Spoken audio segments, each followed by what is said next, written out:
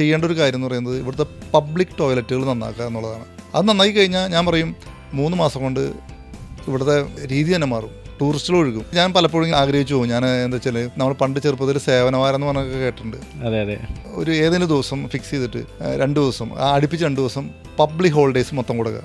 Holidays കൊടുത്തതിന് ശേഷം നമ്മൾ തീരുമാനിക്കുക ആദ്യത്തെ ദിവസം എല്ലാവരും വീട്ടിൽ നിന്ന് എല്ലാവരും ഇറങ്ങി ചുറ്റുപാടെല്ലാം ക്ലീൻ ചെയ്ത്, 2ാമത്തെ ദിവസം ക്ലീൻ ചെയ്ത്, 3ാമത്തെ ദിവസം അതിഗംഭീരമായ ആഘോഷം നടത്തുക. ഈ ആഘോഷം നടത്തുമ്പോൾ പിന്നെ അവിടെ കൊണ്ടുപോയി വേസ്റ്റ് ഇടുക, അത് പാടില്ല.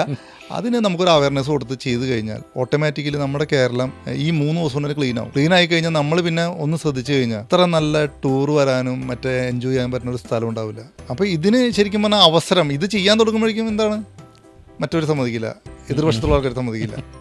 അതാണ് ഇവിടുത്തെ പ്രശ്നം. ഇവിടുത്തെ വ്യവസായം നന്നാവും, അറ്റ്മോസ്ഫിയർ നന്നാവും, ആൾക്കാരുടെ ചിന്തകൾ നന്നാവും, എല്ലാം നന്നായിക്കൊണ്ടിരിക്കും.